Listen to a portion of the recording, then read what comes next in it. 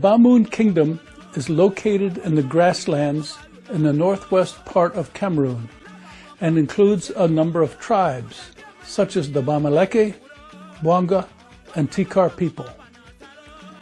At the turn of the 20th century, culture and arts in the Grasslands were experiencing a revival under the patronage of the great Bamoun leader, King Njoya. After ascending to the throne in 1886, he promoted a steady expansion of the arts across his kingdom and even created an alphabet and system of writing. King Njoya commissioned construction of palaces, carving of statues, casting of metal works, and the visual recording of Bamoun history. Well, here's an example. Few pieces of African art can match the majesty of this Tikar beaded throne that stands over 6 feet tall. This throne was cut from a single stock of wood. After being seasoned for a year, artisans began carving the wood. They then tacked a tight-fitting black cloth on which were sewn thousands of multicolored European beads and cowrie shells. Finally, the artisans nailed very thin sheets of rolled bronze onto the faces, arms, torso of the 2 royal figures to complete the throne. The throne consists of the main throne, 2 console seats, a footrest, and 2 symbolic ivory tusks, providing protection to the royal couple. Tikar craftsmen also constructed a second backup throne made of wood in the event the primary throne was destroyed. Unfortunately, it was not long before the magnificence of the Bamoun cultural world was discovered by European powers. The Berlin Conference of 1885 carved up the African continent, the scramble for Africa, relegating vast swaths of territory to European colonizers. German occupiers arrived in the Grasslands in 1906.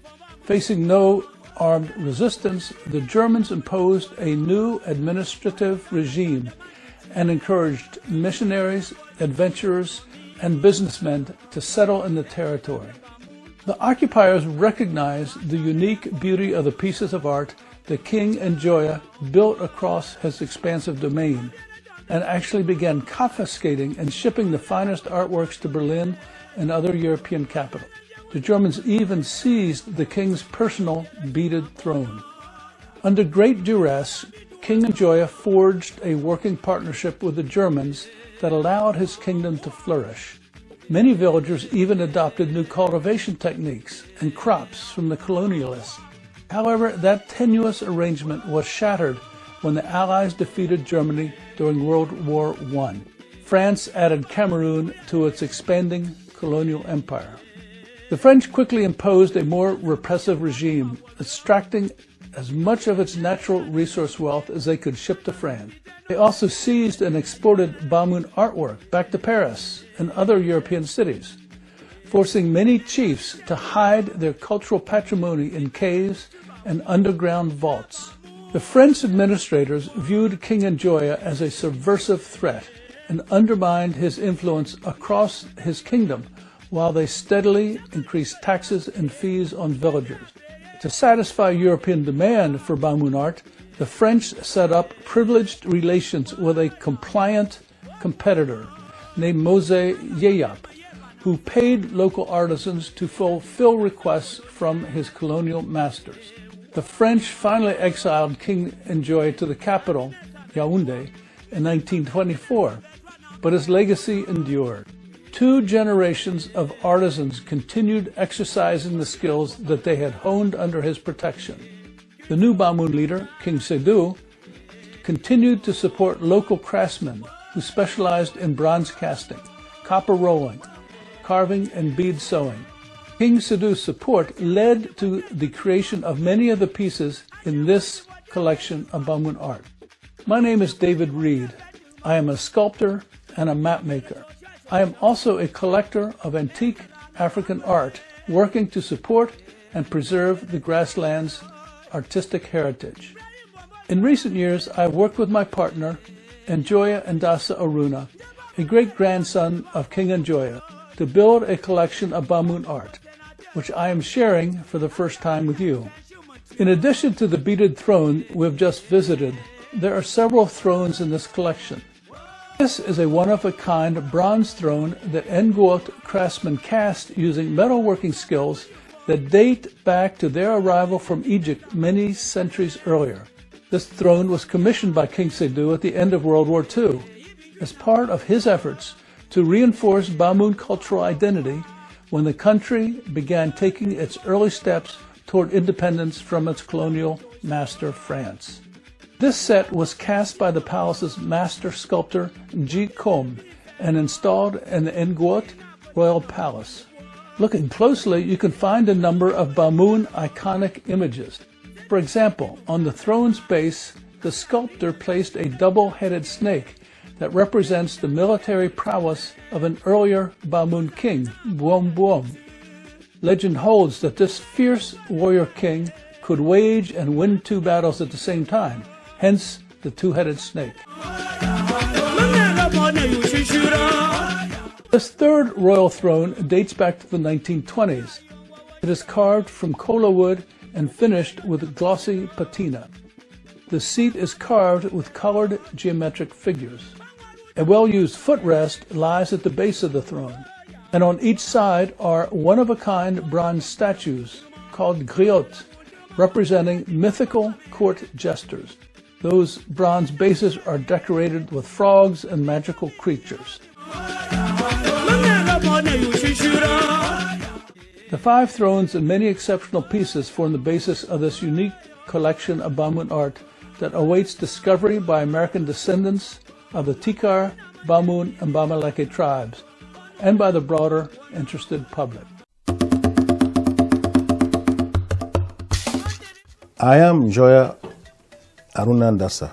I am a member of the royal family on the Bamun court in northwestern Cameroon. My great-grandfather was King Njoya until his death in 1933. King Njoya was the greatest promoter of Bamun art and culture. His artisan built a throne of incredible beauty, carved enormous drum 30 feet long, a solid beaded mask of unparalleled detail, and cast magnificent bronze statue. As a member of the royal family, it is my responsibility to promote the social and economic well-being of Bamun people. As my father did, I have decided 25 years of my professional life to promote African art to American audience. During the past decade, I have formed a partnership with David Reed to build one of the most impressive collections of Bamun art in the world. Our partnership goes way beyond promoting Bamun art and culture. Over the past year, David and I have worked closely with numerous chiefs across the Grasslands to help bring supply, food, and economic support to villages in the region. Our most important partnership has been with Chief Vesa Mongbat Ibrahim, superior chief of the Ngoot community. To the chief, we have supported the villages to help meet their need when a school kid need book and writing material, when homeless children need a food and glove, and when villages need building material after heavy storm and landslide, destroying home and public building. Our partnership with local chief has become even more important now. Rebels are fighting a civil war, trying to create a separate Amazonia nation while we continue to lose villages to the COVID-19 pandemic. I hope that you will want to learn more about Bamun traditional and culture as shown in this collection, so you can support the preservation of our heritage. Thank you.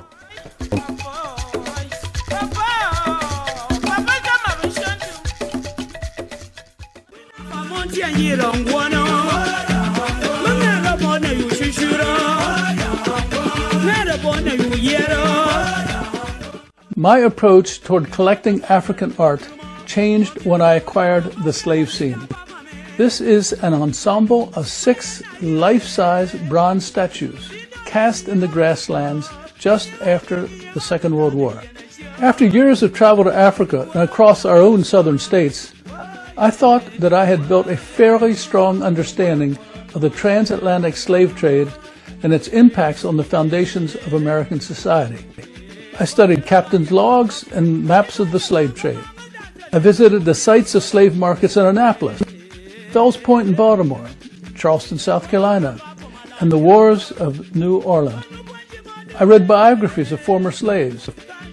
As a map maker, I even made a map of Frederick Douglass's journey to emancipation, beginning with Edward Covey's slave-breaking plantation in Mount Misery on Maryland's eastern shore. Edward Covey was the dreaded slave breaker who tried, but never succeeded in breaking Frederick Douglass's spirit. But my encounter with the slave scene carried me back to the year 1750, when armed guards marched 4 naked villagers down to a slaver's ship moored at Bimbia on Cameroon's coast. Once there, these 4 Africans would be manacled in the hull of the ship to begin the 3-month-long Middle Passage to the Americas.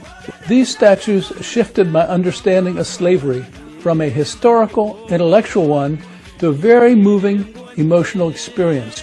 For the first time, in the presence of a clothesless, shoeless woman, I heard the anguished cries of a beaten mother who had been ripped from her children, her family, her tribe, and hauled off in chains. I heard her scream as her captors pushed the hapless woman down the tropical forest path to her destiny on the coast. Then I heard the moans of a bewildered elder as he stumbled through the heavy grasses. Though free of chains, he bellowed his bewilderment as he stumbled through the underbrush, calling out to know where they were going.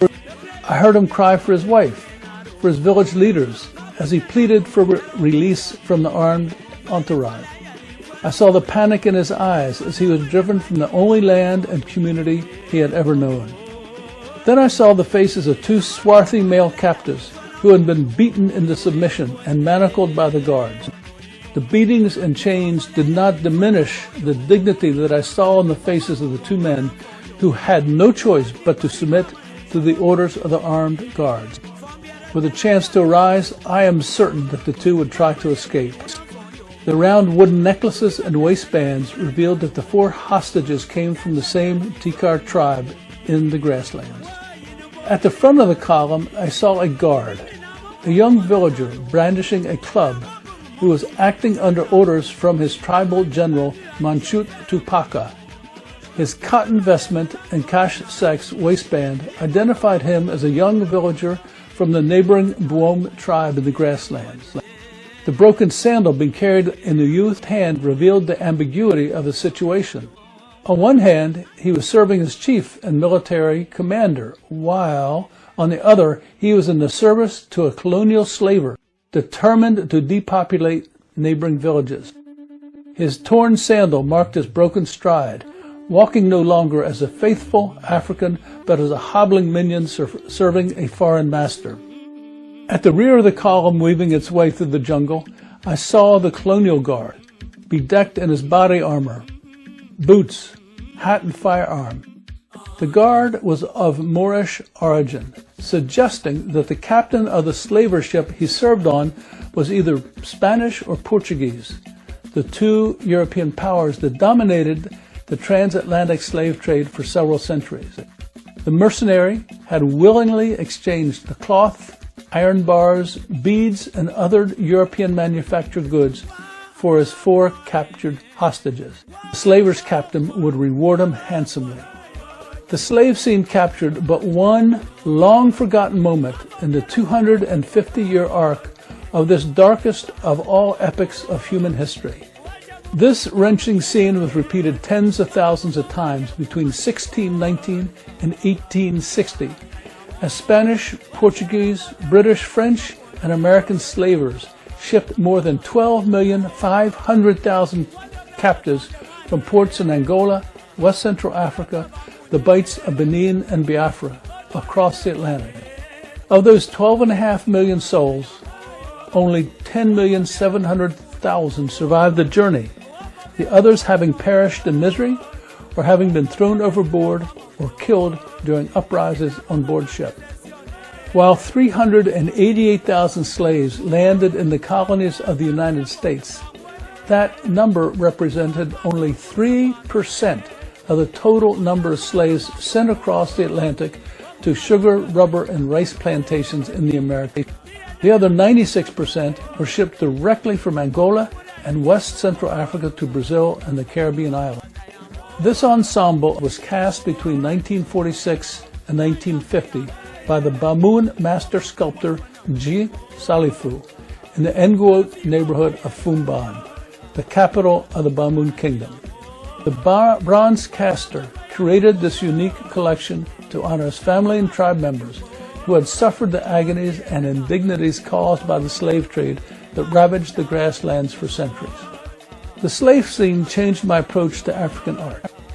African cultural artifacts embody the rich dynamics of African society. They reveal the history of struggle of African people, exposed very hard truths about world history. I believe that this ensemble and the other pieces in my collection should be placed in the public domain so that you and others can also appreciate and actually engage in an encounter on a very personal level with the legacy of the slave trade.